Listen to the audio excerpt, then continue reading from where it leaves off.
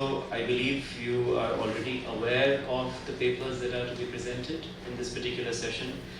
I must confess that it's quite a ground that our presenters are going to cover, because you start with Gandhi and then Narayan Guru and then a particular movement in Italy and then Catholic Interfaith teaching and practice. Needless to mention, Gulen's philosophy and practice as the context to each of these interesting interventions. So I'm most interested in sort of being their audience. Usually pre-lunch sessions are a little dull, but my hunch is that we will, as a collective, make sure that today's is an exception. So without any further delay, what I'll do is I'll maybe follow the sequence that we have in the conference booklet. So we will start with Karim Balchi, who's joining us online. So Karim, you have 15 minutes. I'll be most grateful if you adhere to the time limit. That will save me from sort of playing the villain. I don't want to do that. So if you could just wrap up in 15 minutes, I'll be most grateful. For Mr. Karim, Wonderful, thank you. Mr. Karim, I request you if you can share your presentation on the Zoom online with us. That would be quite easier for you to move your presentation now. Thank you. Thank you very much. And good noon to India. I'm speaking to you from London early morning. I will be speaking about Fethullah Gülen's engagement with the life and philosophy of Mahatma Gandhi. This paper is actually a product of a project I have been running together with a lot of volunteers in Respect Graduate School, where I do teach. The project is called Hoca Efendi's Library, the Library of Fethullah Gülen. This library is actually not the physical library in Fethullah Gülen's own room, but it is the imaginary library or virtual library, if you wish, of all books, articles, movies, documents, pieces of art that has left any mark, favorable or unfavorable, in Hoca Efendi's mental or intellectual atlas. We have been reading and rereading Fethullah Gülen's own writings, deciphering Gülen's conversations, preachings, interviews, and so on, in order to detect traces of quotations in full or partially from any kind of external source. Up until now, in the last 3 years of coding and recoding, we reached to about 1,350 authors, artists, movie makers, and so on, which has left some form of mark in Gülen's own intellectual collection of information. This corresponds, as a learned guess, to about 9,000 works, intellectual works. Of course, this doesn't mean Gülen himself read all of these books or watched all of these movies, but he somehow attained information about their content, occasionally reading from anthologies and so on. And at least one of these 9,000 works belongs to Mahatma Gandhi. And at least one more content refers to Gandhi. I will tell whether we can be for sure which book he read. Now, in our coding, there are a lot of difficulties we need to overcome in order to reach to the sources of inspiration of Fethullah Gülen. I will touch to a few of them in my presentation, to all of them in my paper. But we are looking for indicative references to the source. In this case, I read Gandhi's autobiography while in prison. And he said this: "I would like to share with you these lines from Mahatma Gandhi's autobiography, written in his own hand which touched me deeply. I will come what the lines from the book were, but we all know that this is referring to one particular book written by Gandhi, and it is an autobiography, or the story of my experiments with truth. And we also know that Gülen had only one single experience of imprisonment. In fact, he had a short detention while in the military service in 1960, but we also know from his own biography that he actually was memorizing Mehmet Akif's poetry while staying in military detention for 15 days. So there is only one chance that Gülen might have read the story of my experiments with truth while in pre-trial detention in 1971.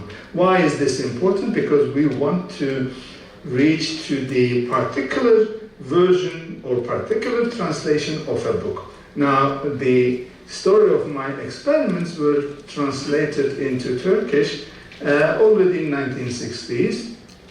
So it actually was attainable to Gülen in 1971, although the book has more updated translations published recently. Now, let me move to a full list of other indicative references to Gandhi, and then I am going to show you the difficulties of finding the sources in this particular book. Now, we know Gülen refers to one particular incident in Gandhi's life, the non-partition plea to Jinnah. And in his own words, Gülen says,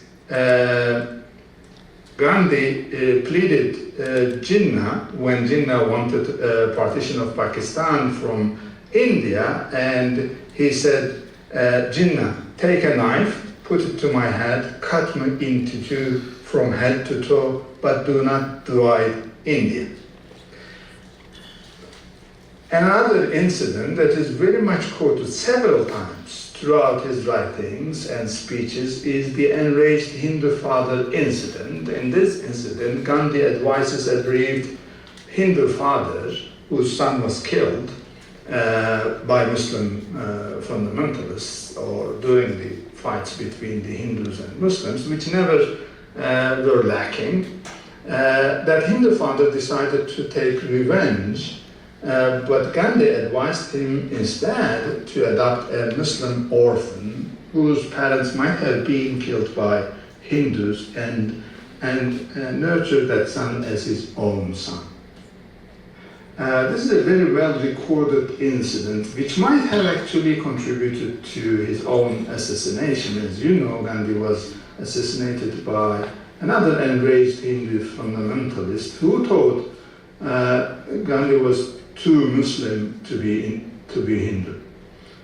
Another incident that Gülen refers several times in his writings is the travel at the third class train and third class ship travels.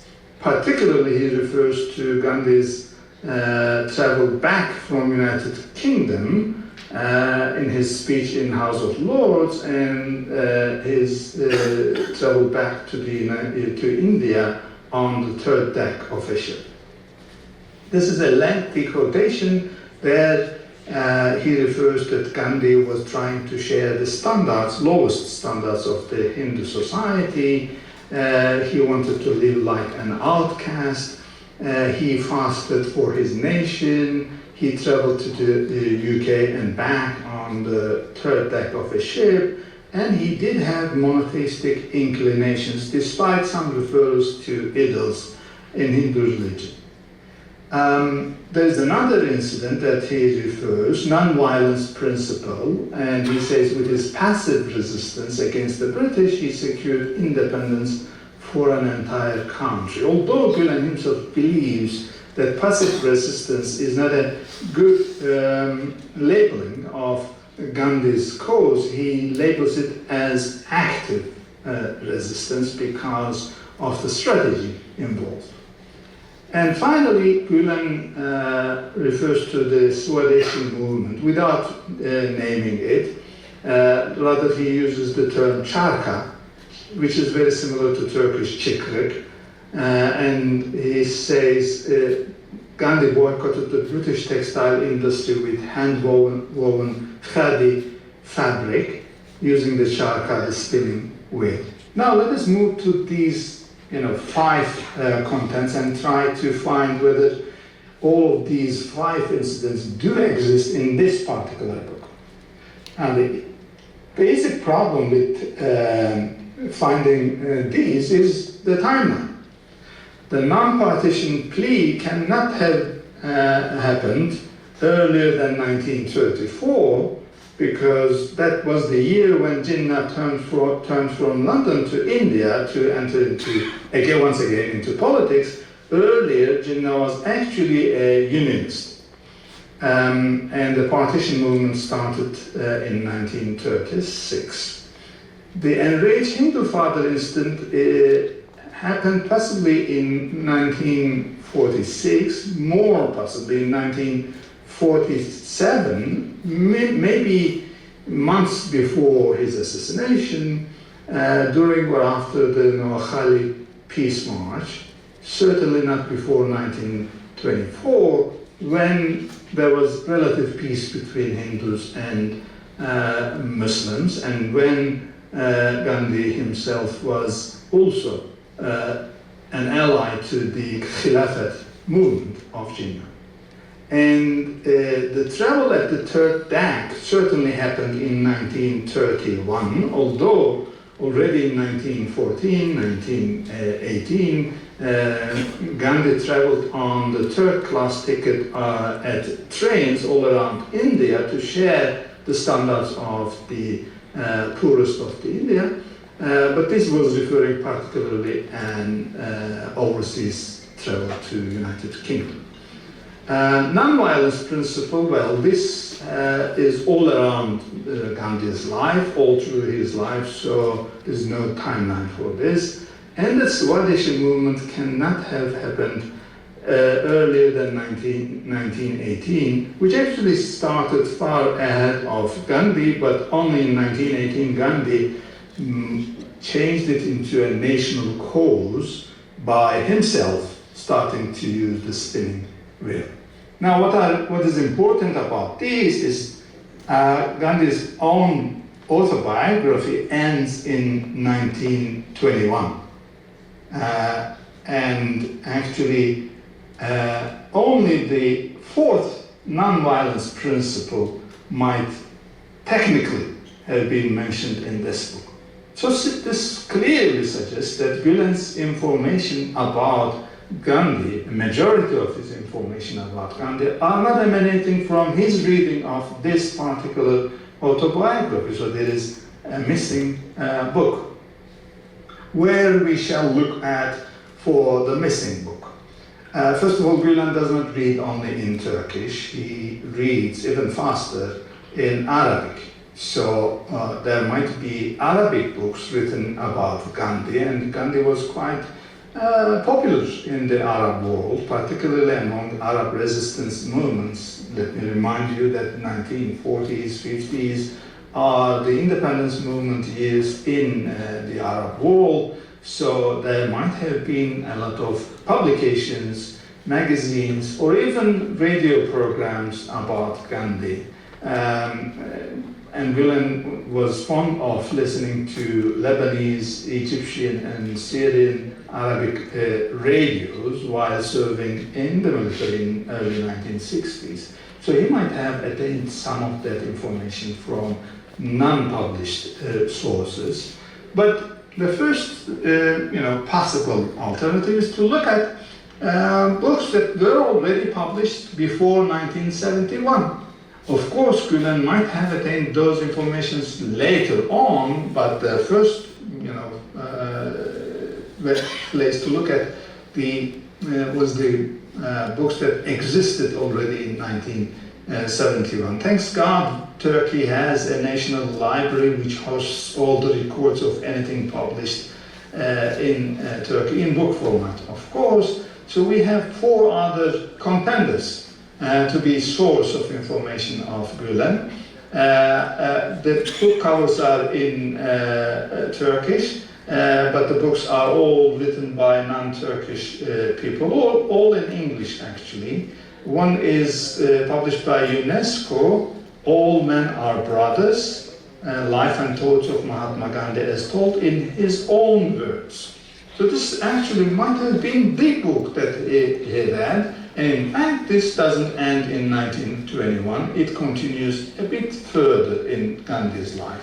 Louis Fisher, The Life of Mahatma Gandhi, actually contains the whole biography of Gandhi. Janet Eaton's Gandhi, the Fighter Without a Sword, and Roy Walker's The Wisdom of Gandhi in his own words, once again, in his own words, but unfortunately this book does not cover the whole life story of Gandhi because it was already published before Gandhi was assassinated. Now let us go into deep and read all 5 quotations and see what other particular references existed in the text. I'm not going to read all of these because of time limitation, but when Gülen mentions the non-partition plea to Jinnah, he gives us information that there was a discussion between Jinnah and Gandhi, and Gandhi suggests that he would rather cut into 2 than India partition. Okay, we will look for that information. In the case of enraged Hindu father, we already know there was a Hindu father who lost his son because of the Hindu-Muslim conflict, but Gülen says actually this conflict was one of those conflicts erupted during the road to partition. So he knew that this happened sometime after 1934. The rest of the story you already know. I'm sorry. And wait. Sorry. Yes. I'm afraid you have a minute to wrap up. Yeah. Okay, let me move to a list of all 5 books, including the autobiography that we mentioned. As you see, none of these informations are covered either one of these books. And actually the best one that covers 15 of 21 references is the Mahatma Gandhi, the unarmed warrior or warrior of peace. And we can we can suggest that Gülen probably read this book by Fisher, which existed at that time. Those of you who know prison conditions, when you are imprisoned, you are provided a list of books from the prison library, and when you ask for a book from Gandhi, it's most probable that most of all the books that existed at that time in the prison library was provided to Gülen, so he might have read all of these. Now the issue is there are other sources available about these books. Let me go to other sources that are available. Gülen might have read these issues from some of the writings of Nurettin Topçu, who is a great source of inspiration, and Nurettin Topçu was very much fond of Mahatma Gandhi as a kind of almost a prophetic figure. Cemil Meriç, who wrote intensively on Indian literature, mentioned Gandhi several times in his writings. Gülen was also a very prolific reader of weekly, monthly magazines. There is a list of magazines in front of you. Now, you might have asked, what did we gain by making such, detailed design? This is my last slide. Now, the issue is this. Normally, an editor of Gülen's books, if they wanted to, find a citation, a source of information, they would just look for affirming source, saying, for example, did this really happen? Did, for example, the enraged Hindu father incident took place? And you will find it in online collections of Gandhi's work, that this actually an event that happened. Did Gandhi travel to UK and back on the 3rd deck of a ship? Yes, this is all very well recorded. Then that would be enough for an editor, but not for our Hoca Efendi's library project, because we believe that people do not quote all what they read. A lot of unquoted parts of books are also found in their behaviors, in the other parts of their books without any clear mentioning of the source. So when we read the autobiography of Gandhi, we find such lines like, for example, reaching to God through service to humanity as a principle of Gandhi and of Gülen. The simple lifestyles, eating less, sleeping less, fasting, are things that both share. Many people realize the similarity between Gandhi's ashram, the communal lifestyle with his students, and Gülen's fifth floors, where Gülen lived together with his own students. Gandhi in this book refers to reducing oneself to zero. This is humility, and the same term is used by Gülen as to annihilate yourself. Although this is a Sufi term, Gülen uses the term to reducing yourself to zero. We know both Gandhi and Gülen cleaned the toilets used by their students by way of reading this book. We know that both rejected abstract religious knowledge without positive action. And we know that both separated human beings from their acts and suggested that we should like or criticize the actions, not the doers of those actions. And refusal to take advertisement to their prime publications. When Gandhi was publicizing Young India, he refused to take any advertisement because he wanted to be completely free. Now, we believe that there is merit to going to the sources of Gandhi's understanding in Hoca Efendi's mental map. Thank you very much for your patience. Thank you.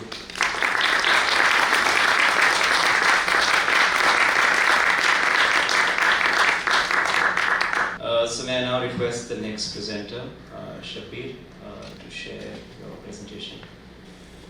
Very good afternoon, all. I'm highly privileged to be here in this International Conference on Hizmet Movement. The topic of my paper is Interfaith Dialogue and Peace Building, a comparative study of Sri Narayana Guru and Fatehullah Gülen. So, Sri Narayana Guru is a reformist leader and philosopher from Kerala. Kerala is a state in the southern part of India. Okay, so he's a philosopher and social reformer from Kerala, and his ideas, and especially his ideas on peace building and dialogue was very transformative in leading Kerala into a modernized state. So in an era marked by intensified religious tensions, identity-based conflict, and social fragmentation, I think the contributions of Sri Narayana Guru and Fatehullah Gülen offer valuable insights into dialogue, both as a moral philosophy and a practical instrument of peace building. So both these philosophers or leaders considered dialogue as a vital mechanism for building trust, mitigating conflict, and fostering peaceful coexistence across religious and cultural boundaries. So I am placing this paper on the theoretical framework of Habermas, German philosopher and sociologist. So his idea of communicative action, where he mentioned how true dialogue must transcend strategic manipulation to reach a state of mutual recognition and shared truth. And also Habermas tells about the life world, the background of shared values, culture, and language that sustains everyday social life. And also, Habermas mentions about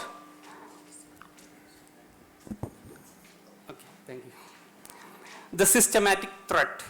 Habermas warns that the system, the bureaucracy or the money, power, often colonizes the life world, distorting human connection. So I think these two philosophers or leaders, though they are different in their socio-historical context, they were in a way decolonizing this life world. So the rationale behind this comparison is the shared treatment of dialogue as a transformative social practice rather than a mere theological exercise. And despite their historical context, both of them consider dialogue as a way for the civilizational growth. And I'm using comparative, qualitative comparative methodology based on textual analysis and historical contextualization for this paper. And I'm just mentioning Sri Narayana Guru. He was born in 1856, and he was very active in the early 20th century Kerala, and he was born in the capital city Tirunelvelim.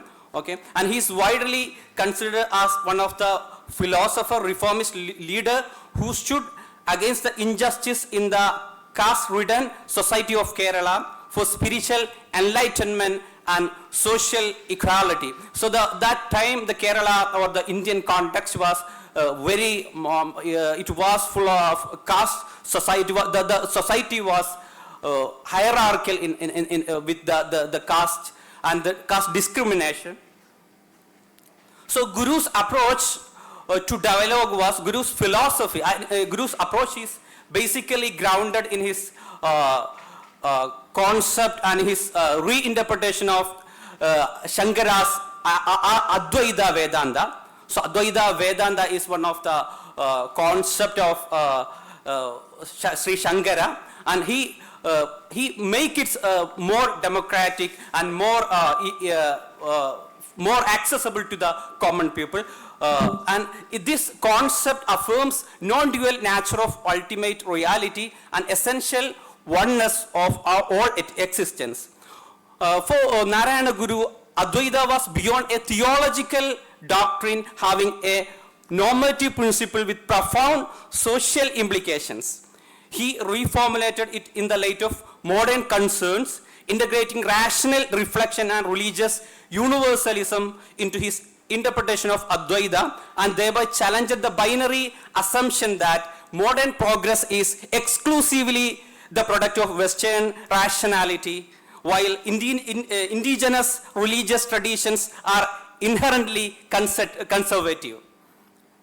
So one caste, one religion, one God for humankind. This is one of the often quoted words of Sri Narayana Guru. And through these words, he transforms this metaphysics into a social, ethical framework.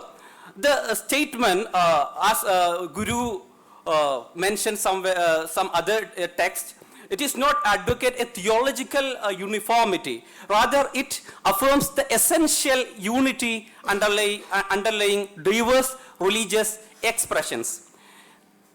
So, the meaning of this word is mentioned in another instance. The meaning of all religion is one.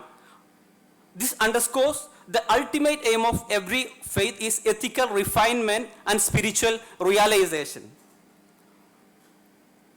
So, some of the transformative or the reformist activities of the Sri Narayana Guru was his consecration of Shiva idol in Arupiram. Sri Narayana Guru, with his mystical and his tradition with Advaita, he was basically his conviction was against the idol worship. But despite of this conviction, he symbolically dismantled Brahminical or the spiritual higher monopoly of the higher caste and asserted the spiritual dignity of marginalized communities. This the inscription at Aruvipuram, it is even still it is there. It states that the state as a place where all, irrespective of caste or religion, could live in harmony. This dialogue is enacted through inclusive social spaces rather than mere verbal exchange. And Guru also considers, the traditions of all religions are similar. One of his famous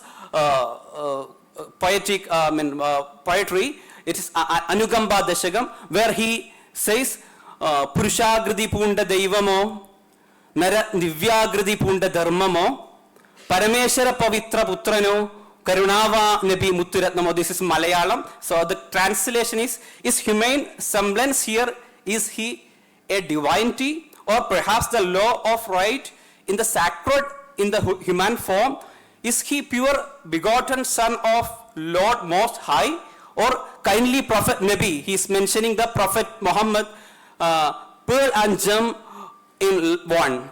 So through these words, and also in Jadi Nirvanam, one of another his poetry, he confirms this ontological unity of humanity through Oru Jadi, Oru Madam, Oru Deivam Manushane, one caste, one religion, one God for humanity, one womb, one form. There is no difference therein. So another incident of his life was he convened a Sarvamada Sammelanam, or all religious conference in 1924 in Aluva Advaita Ashramam, and this purpose of this conference was to know and to make known, not to argue and win. So this conference sought to cultivate comparative understanding, highlight the shared ethical core of religions, and nurture an atmosphere of mutual respect. The proposal to establish a Mahapadashala, or school of all religions, at Shivagiri further demonstrate that Guru viewed dialogue as an educational and transformative process. And Guru also started an educational movement, and his vision of education is also grounded his theory of his concept of dialogue. Guru regarded education as an indispensable for both social emancipation and cultivation of a dialogical society. And one of the famous is quoting is freedom through education. Also, he established many schools, and he often says school should be the main temple. So that's why by popularizing and democratizing the education, he was giving a groundwork for a dialogical society. And now I am coming to the Fatihullah Gulen's dialogical approach. So we already have discussed many things rooted in comprehensive theological and civilizational vision, rather than from a narrow or strategic diplomatic communication. He was envisioning the dialogue as a, it is inbuilt in the old religious traditions, and rooted in Quran and prophetic traditions. Dialogue is not a pragmatic concession to pluralism, but an ethical obligation intrinsic to religious faith and belief. And Gulen also consider dialogue as moral and spiritual foundations for the diverse community, and among diverse community or multicultural communities, dialogue is very essential, and it is everyone is ethically committed for dialogue rather than this doctrinal contestation, where Guru was saying that not argue or to win, but to know and to be known. Just like that, Gulen is considering dialogue as a beyond the doctrinal contestation, and making it and placing it in an ethical commitment of the communities. Okay. Okay, and also Gulen's approach to the dialogue and the religious universalism, he say that this the acknowledge openness and basic unity of religion, which is symphony of God's blessing and mercy. Okay, and Gulen also started this educational movement by establishing schools and Hizmet Movement, which conducts many activities for dialogue. And also Gulen was synthesizing of modern scientific education with spiritual aspects, as Narayana Guru was doing in Kerala. And in this, I found many convergences in their approach. Both argued for dialogical approaches in a spiritual anthropology that affirms the essential unity of humanity. Guru's conviction from his reinterpretation of Advaita Vedanta, transforming metaphysical and non-duality into a social ethic of equality.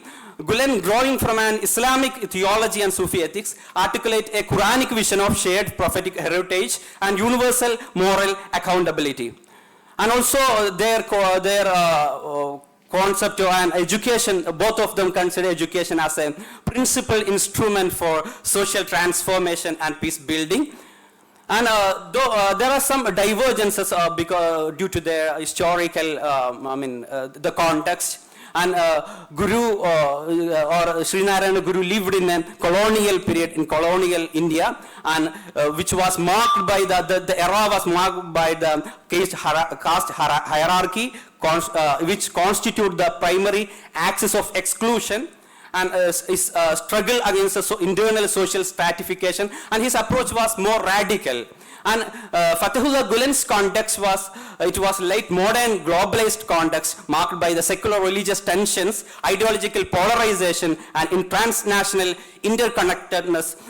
Gulen was operating more in the post-Ottoman period, so that it was more in transnational, and that's why Gulen's initiative assumed more transnational dimension in this sense. So I'm just concluding, okay. So their approach is very relevant in the present context of social fragmentation, and their dialogue, the frameworks of dialogue is very essential for creating a harmonized, peaceful society. Thank you so much.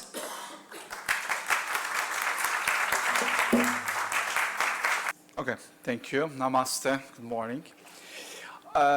It's a great pleasure to be here and this really lovely conference in this lovely university, and it's a great pleasure to be here. It's the first time in India, and today I would like to just make a reflection with you, looking at two movements which were born in 20th century, Hizmet and Fukara movements, and a comparative analysis of them, as seeing them as a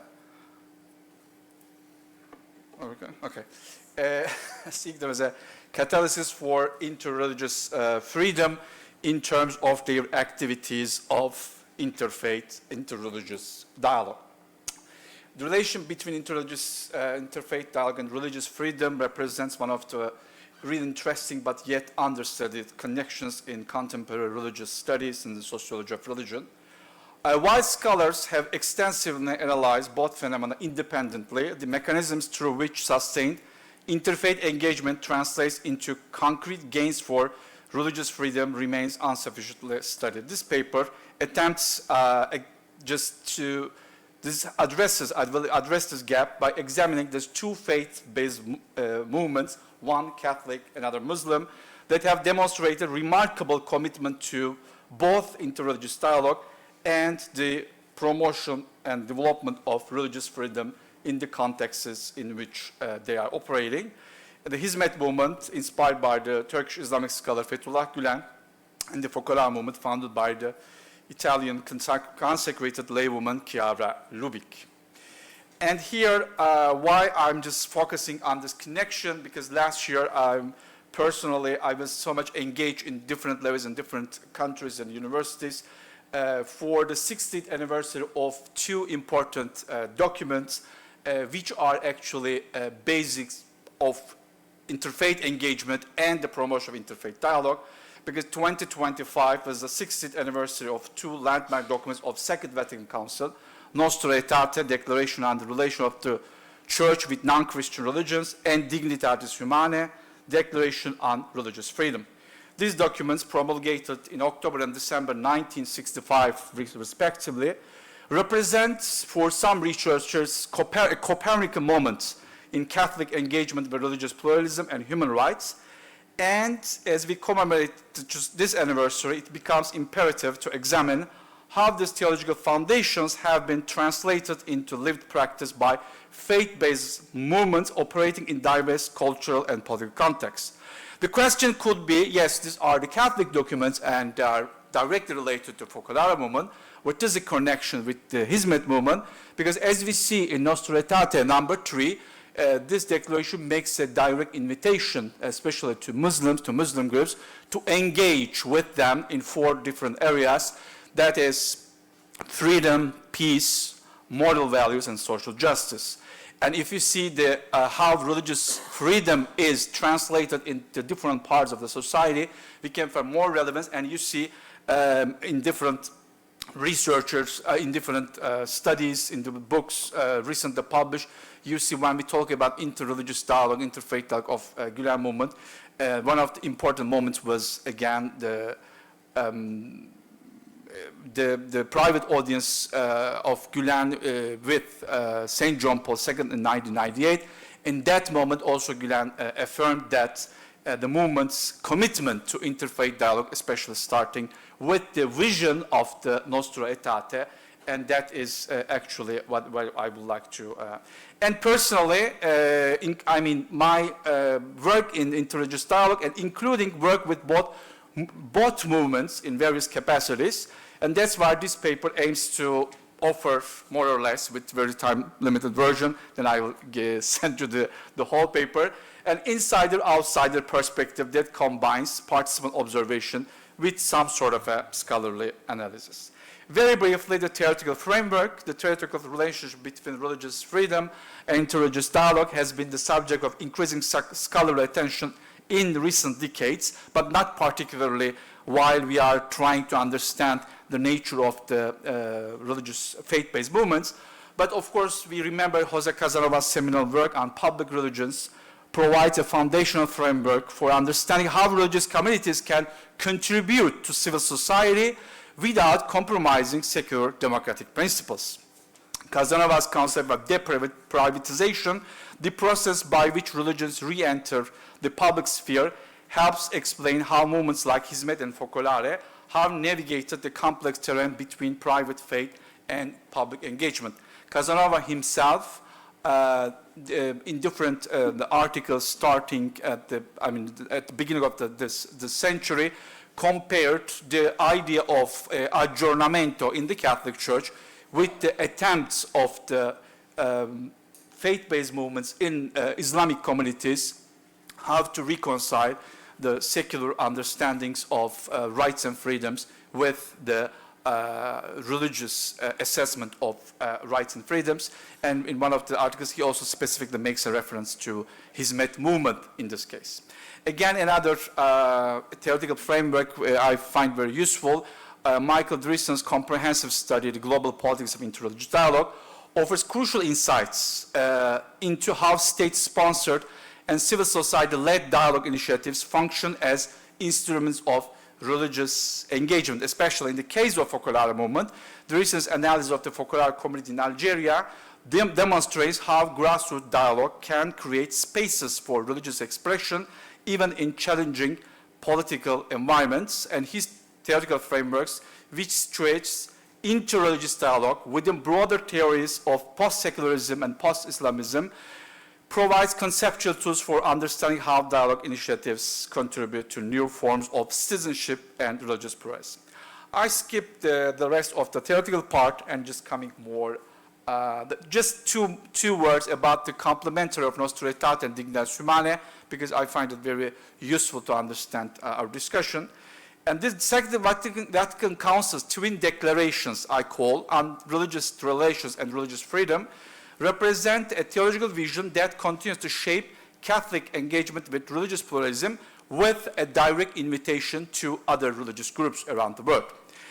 While Nostra Aetate established a theological foundation for positive engagement with non-Christian relations, on the other hand, Dignus Humanae articulated the church support for religious freedom as a fundamental human right, asserting that the human person has a right to religious freedom, and that this right must be recognized in the juridical order of each society.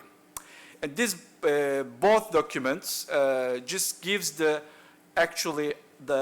religious background for religious communities, how can just, promote and further the idea of right to religious freedom, engaging with other religious communities, especially where they found themselves in a majority situation. That's why for both cases, I prefer to focus on, for Hizmet, the years between 1994, 2014, the third 20 years of spectrum, just few examples, in which Hizmet finds itself as a faith-based movement in a Muslim majority country.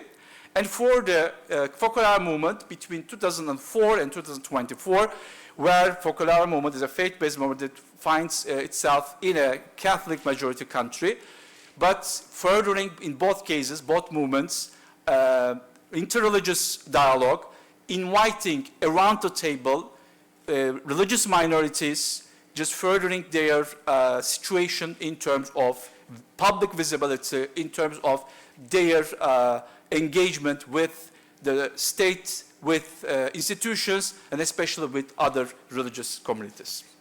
Hizmet movement inspired by the teachings of Fethullah Gülen, as you know well, because just I skipped that. And the movement's approach to interreligious relations became more formalized and became more concrete in 1994 with the establishment of the Journalists and Writers Foundation, with Gülen serving as honorary president. And the foundation became the institutional vehicle for the movement's dialogue initiatives, sponsoring platforms such as Abant meetings, but especially inviting different religious minorities into this activities, just remembering the strict secularism that controlled religious expression in Turkey, limiting the public visibility of religious identities. Hizmet Movement's dialogue initiatives served multiple functions for our debate, created spaces for religious expression within a secular framework without creating conflictual situations, building bridges between Turkey's Muslim majority and its Christian and Jewish minorities, and positioned the Turkish Islam, Anatolian Islam, as a moderate dialogue-oriented tradition in contrast to more exclusivist interpretations of the Islamic tradition. As Paul Weller documents in his comprehensive studies of the movement, Gülen pioneered Interfaith in Turkey at a time when such engagement was viewed with suspicion. In the 90s, years before events of 9/11 brought global attention to Muslim-Christian relations, Gülen met and co-organized events with leaders of Greek Orthodox and Armenian churches, Ecumenical Patriarch and the Armenian Patriarch, as well as Jewish communities in Turkey. And as already mentioned, his meeting with John Paul II, that was out of the context of Turkey, but also it transformed many relations in Turkish context and just facilitated the visibility of Christians in this dialogue context. Putting the idea, what happened in 9/11, because we just moved quickly to the Italian context. Because I just put 2004, but I can put also 2001. The Focolare movement, founded by Chiara Rubin in Trento, Italy, during the Second World War, developed a spirituality centered on unity that naturally extended to inter-religious engagement and an idea of universal brotherhood. While the movement's dialogue with Muslims began already in the 70s in Tlemcen, Algeria, its activities, especially in Italy and Europe, intensified significantly in the 21st century, particularly as immigration transformed the religious landscape of Italian society, and also with the effect of the post-9/11 period. Here, I just briefly mentioned there are several meetings and engagements happen, and there's a high-level engagement of the movement, especially with Muslims, with Muslim minorities in Italy. Just two examples: at the meeting in 2010 in Lopiano, gathered 600 Christian Muslims from different leaderships of the communities, and also another meeting in 2012 in Brescia, putting together again almost 1,300 Christian Muslims as common paths for the family. Okay, I'm just moving to the conclusion. This comparative analysis that you could not hear everything about it, but you will read, hopefully, inshallah, of Hizmet and Fokara movements reveals the interreligious dialogue functions as a more than mechanism for mutual understanding between faith communities. It serves as a catalyst for religious freedom by creating social capital across faith boundaries, developing shared vocabularies for religious coexistence, establishing institutional networks that amplify minority voices, and demonstrating the compatibility of religious commitment with democratic pluralism. And the 60th anniversary of Nostra Aetate and Dignitatis Humanae provides an occasion to reflect on how these foundational documents have been translated into lived practice, and the Fokara movement's development from its origins during the World War II to its contemporary global engagement exemplifies how Catholic movements have internalized and extended the Council's vision. Similarly, the Hizmet movement, as an interlocutor for the invitation of Second Vatican Council, confirmed by the private audience with John Paul II, drawing on different theological sources, and had developed parallel commitments to dialogue and religious freedom that resonate with the consular region. Of course, the future research should examine how these dialogue models can be adapted to different cultural and political contexts, particularly in regions where religious freedom is under severe pressure. The comparison between Turkey and Italy suggested while the specific forms of dialogue may vary, but the underlying mechanisms connecting dialogue to freedom operates across contexts as religious pluralism becomes an increasingly prominent feature of societies worldwide. The insights and the experiences generated by movements like Hizmet and Focolare will only grow in relevance and importance. Thank you for your attention. Thank you, Mustafa. Most grateful. Now the last presenter, Gregory. Drawing our attention to the theme, coherence between Catholic interfaith teaching and practice and the Hizmet movement. Good afternoon, everyone. I'm the last speaker of this session and the last speaker before lunch. And I'm aware of that, and I've been scratching out things on my presentation ever since.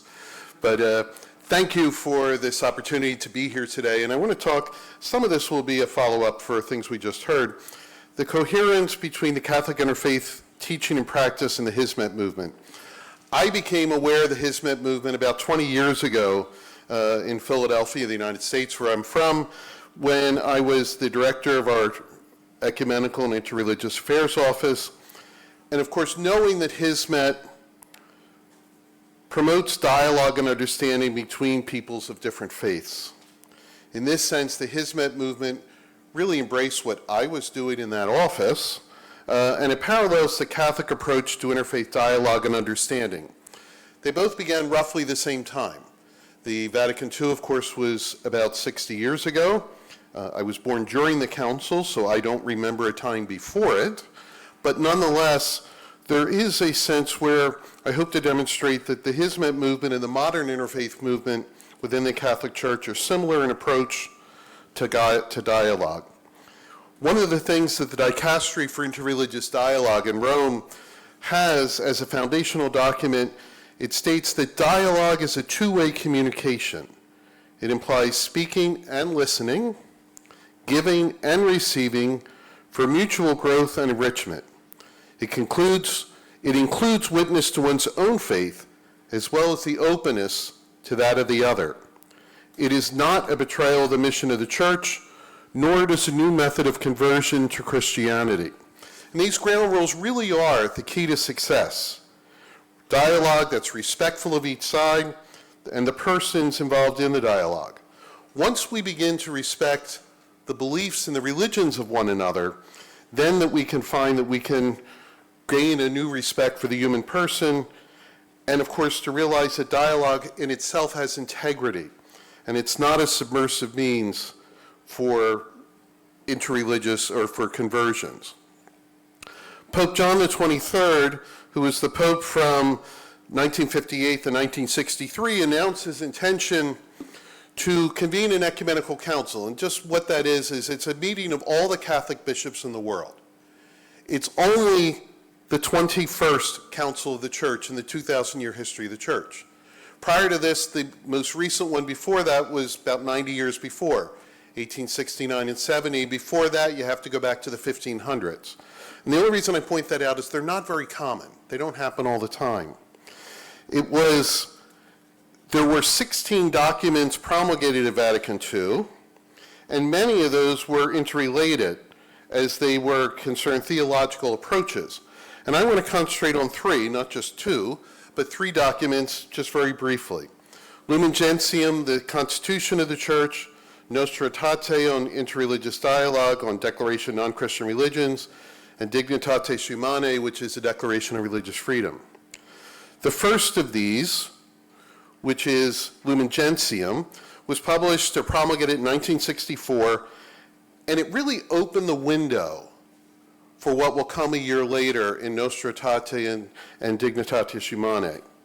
Lumen Gentium recognized, and this is a constitution on what the Church believes about itself, it recognized that in other faith traditions that there are elements of the truth. It goes out and points, it begins first with the Jewish faith, then it moves on to Islam, and then it goes on to other world religions. Regarding Islam, it says the plan of salvation also includes those who acknowledge the Creator. In the first place amongst these are the Muslims, who professing to hold the faith of Abraham, along with us adore the one and merciful God, who in the last day will judge mankind. And one should not underestimate the significance of that statement. To view Islam as well as Judaism and other religions in such a positive light was quite a shift for Catholics. In almost a year later, in October of 1965, Vatican II promulgated Nostra Aetate, which is a declaration on non-Christian religions. This, along with the ecumenical declaration on intra-Christian dialogue, shifted the approach the Catholic Church would take towards other religions, both within Christianity and outside of it. Addressing Islam, this paragraph 3, and I'm going to go through it, and I just want you to pay attention because I'm going to get a part that I'm not going to do in the presentation that's in the paper. The Church regards with esteem the Muslims. They adore the one God, living and subsisting in himself, merciful and all-powerful, the creator of heaven and earth, who has spoken to men. They take pains to submit wholeheartedly to even his inscrutable decrees, just as Abraham, with whom the faith of Islam takes pleasure in linking itself, submitted to God. Though they did not acknowledge Jesus as God, they revere him as a prophet. They also honor Mary, his virgin mother, and at times they even call on her with devotion. In addition, they wait for the day of judgment when God will render their deserts to all those who have been raised up from the dead. Finally, they value the moral life and worship God especially through prayer, almsgiving, and fasting. Since in the course of centuries, not a few quarrels and hostilities have arisen between Christians and Muslims, this sacred synod urges all to forget the past and to work sincerely for mutual understanding and to preserve as well as to promote together for the benefit of all mankind social justice and moral welfare, as well as peace and freedom. I think this is one of the great understatements, part of the document, looking at the past and saying there's been a few unpleasantries between us. We see in this paragraph that Council points out the aspects of Islam that resonates with Catholics, and then acknowledges the painful relation that Christians and Muslims have endured, and it calls for a new beginning of that relationship which will benefit all humanity. On the Declaration of Religious Freedom, which was among the last documents promulgated on December 7, 1965, literally the last day of the proceedings, prior to this, the Church had approached religious truth with the principle that error has no rights. The principle articulated was simple: truth is absolute. so teaching error is wrong. A secular example would be something like teaching that the earth is flat instead of being a sphere. Teaching the earth is flat in schools would be an error, and error can't be equated with truth. Since Catholics believe that Catholicism is true, Catholicism should be preferred in society, especially in nations where Catholics are the majority. Where they're the minority, the rights of the church should be respected. While Vatican II affirmed that truth is indeed absolute, and we do believe that there is something that's absolute truth, but instead it shifted the emphasis on people, saying that people have rights, and even in a certain sense, the right to be wrong. The key thing is that people are called to follow their conscience. Therefore, every person should both have the freedom of conscience and freedom from coercion. And this is a quote from Declaration on Religious Freedom. On his part, man perceives and acknowledges the imperatives of the divine law through the mediation of conscience. In all his activity, a man is bound to follow his conscience in order that he may come to God, the end and purpose of life. It follows that he is not be forced to act in a manner contrary to his conscience, nor on the other hand is to be restrained from acting in accordance with his conscience, especially in matters religious. This shift in orientation shifted the emphasis not on the objective truth, but on the rights and the dignity of a human person to come to their own conclusions about what they believe is true or not. It signaled an approach that allowed people to have a constructive dialogue. In the 20th century, this had already been coming up. Before we got to Vatican II in the 1960s, it had been coming up for quite some time. When Pope John XXIII was preparing to convene the Second Vatican Council, he was approached by a man by the name of Jules Isaac, a French Jewish historian. Several in Isaac's family had died during the Holocaust. And after the war, he as an educator began to study the roots of anti-Semitism. So shortly after the war, he co-founded the Judeo-Christian Friendship Organization, committed to combating, in particular, the Christian roots of anti-Semitism. They met in a brief meeting in June of 1960. We don't have any minutes of the meeting, but we know that right afterwards, the Pope instructed the Cardinal Bea, the Secretariat of Promoting Christian Unity, to look into Catholic-Jewish relations. The Council very quickly realized you can't just talk about Judaism. You have to talk about other religions as well. Part of this was bishops in the Middle East were saying, well, you can't talk about Israel when you've got the Israel-Palestine issue going on. But then at the same time, bishops from the rest of the world were saying, you can't just do Islam and Judaism, you got to do everybody else. And so the document shifted, but nonetheless, it wasn't as though it was just a reaction, that there really was something that we wanted to look to see about each other. This had been going on for some time. It began in the Middle Ages, and I pointed out in my paper, and I just want to point out one man in particular, Louis Massignon, who was a French Catholic scholar who studied Islam. He was part of a nominally Christian family growing up, but he credited his faith with coming alive with encountering the writings of a Sufi Muslim, Al-Hussein bin Mansur al-Hallaj. My pardon if I don't get that right in pronunciation, in the 9th and 10th century. His example, Hallaj's example, lit the fire of God's love within Massignon's own heart. And he then made it his mission to present the Islamic faith to the West.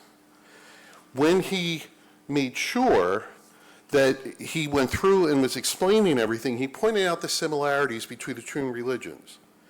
And in fact, he, along with the man who would do the draft of the section on Islam, would actually take the Quran and take aspects of that to describe exactly in Nostra Aetate, paragraph 3 on Islam, to use words right from the Quran, but in a context that Catholics could understand.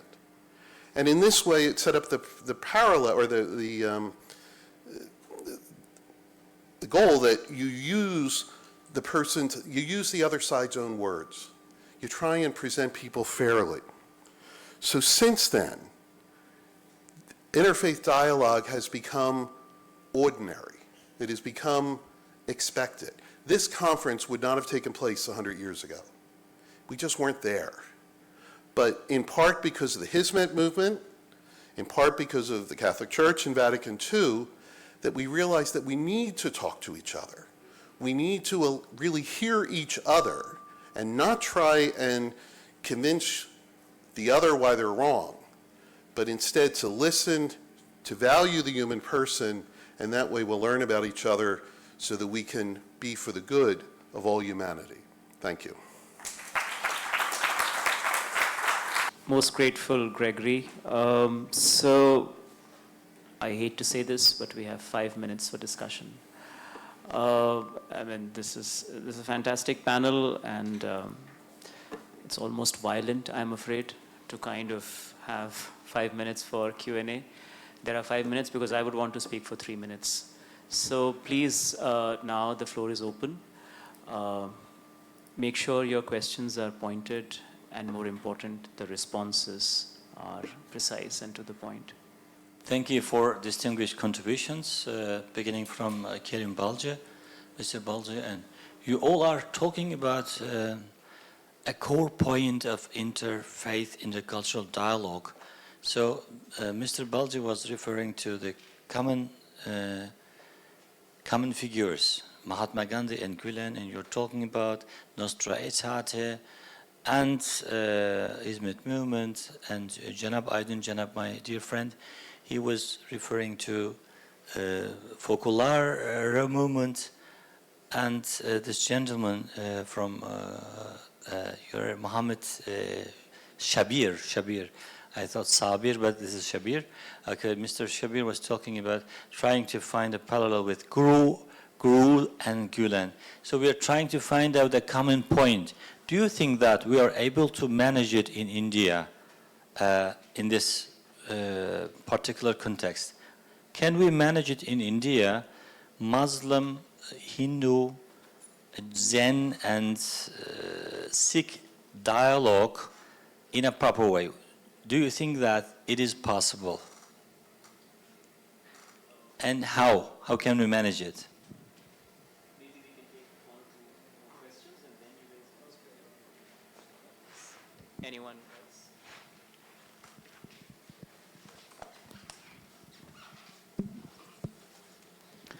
So my question is to Mr. Muhammad Shabir. So like even after 100 years of death of Guru, do you think his idea is still strong in Kerala? And also, do you think like for the interreligious harmony in Kerala, is there any relation with Guru's ideas?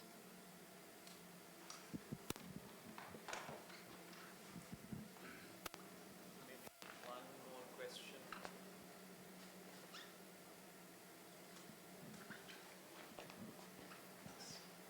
You folks, you can respond.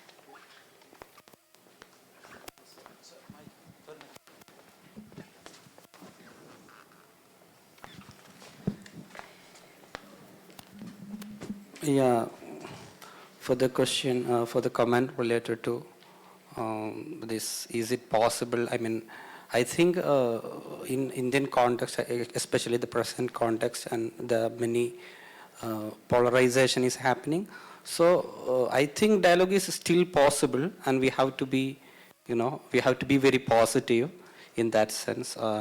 And I think we should create more shared spaces, especially in the case of India. I mean, there are many kind of misunderstandings and perspectives that are rooted in this. I mean, India, Pakistan, also this partition of the country, and the British and their the policy of divide and rule. And in such a historical and context, I think there should be more spaces for shared, spaces for education, for dialogue, for dining. So I think the Indialogue is also conducting this interfaith dinner or iftar. So such spaces should be promoted and popularized so that we can make a more dialogical society based on pluralism and interfaith dialogue. And regarding the comment related to Guru's, Srinarayana Guru's teachings and his concept and how it is, it is very relevant in making Kerala one of the state in India, which is very popular in religious harmony. And one time, Swami Vivekananda was telling about Kerala. It is a lunatic asylum because of this kind of hierarchy related to caste discrimination. But now,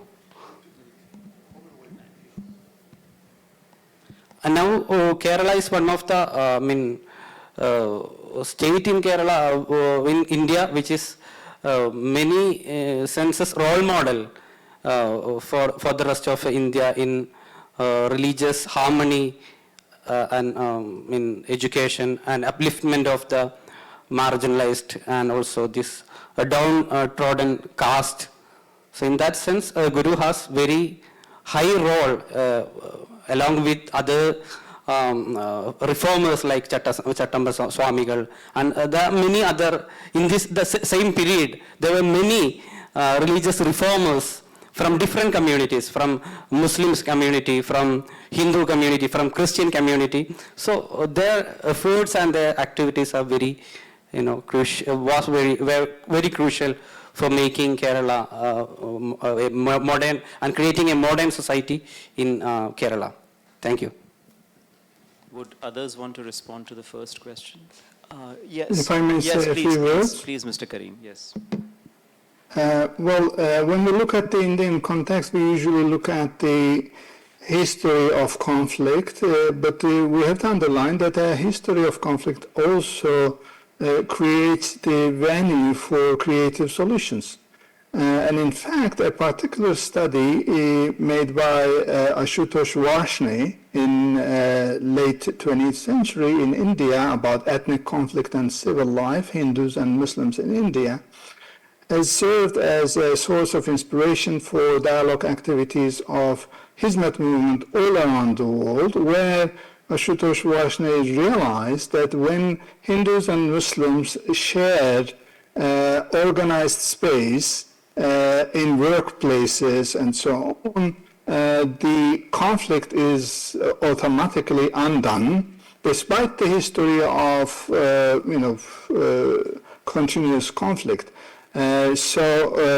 Ashutosh Varshney's study of Muslim-Hindu relations can be generalized to the whole of Indian society. I also want to underline that for so long, Indian consociational democracy has been a source of inspiration, at least at the academic level, for many countries to cope with multiculturalism, multi-religious and multi-ethnic, multilinguistic pluralism. So we should look at actually India as an amazing laboratory and test space for the dialogue, for the theology and practice of dialogue.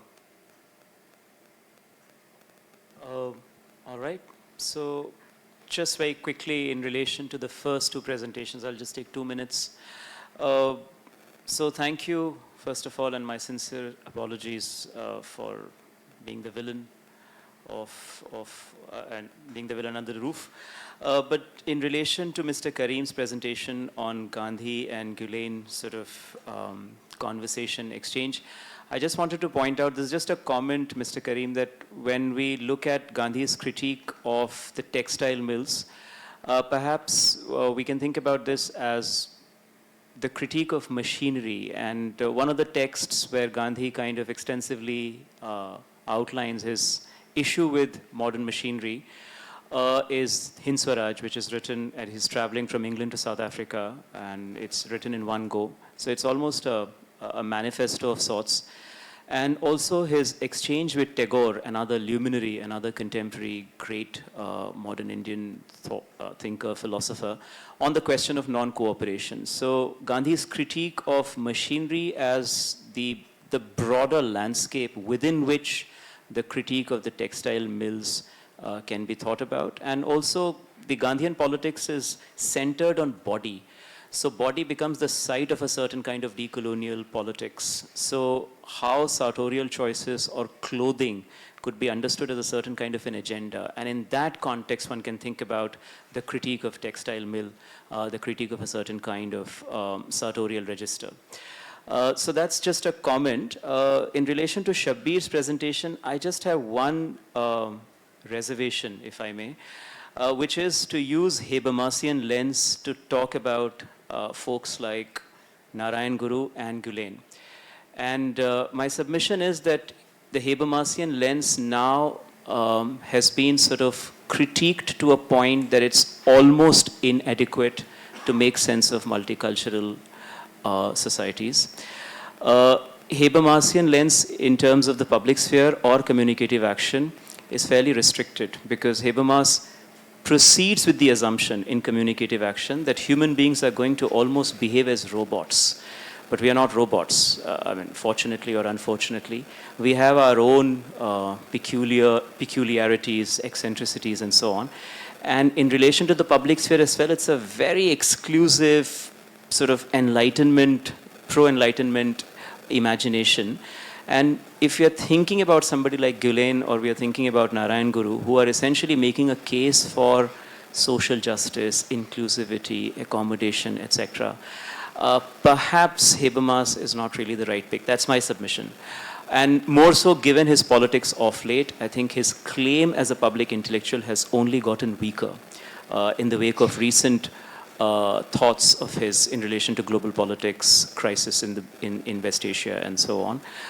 So that's just a submission. So maybe you can think about to what extent Habermasian lens can actually make sense in relation to formulations that are completely antithetical to what Habermas is pitching in these frameworks. Thank you. I'm most grateful to the presenters. I'm grateful to the audience. My apologies once again. And I wish we had more time for discussion, but whatever it was worth it. Thank you very much. And now we break for lunch. I would also like to thank our respected panelists, Kareem Balki, Mohammad Shabir, Mustafa Janeb, and Gregory Fairbanks for your time, knowledge, and your thoughtful contributions. It has been an honor and privilege to host you. As we conclude this session, I request everyone to move ahead with us for lunch. We hope you will take a few minutes to relax and continue the conversations informally while experiencing our hospitality. I would also like to request all the participants that the next session is at 2:30 p.m. That would be taking place in the other venue, that is PA. Thank you so much.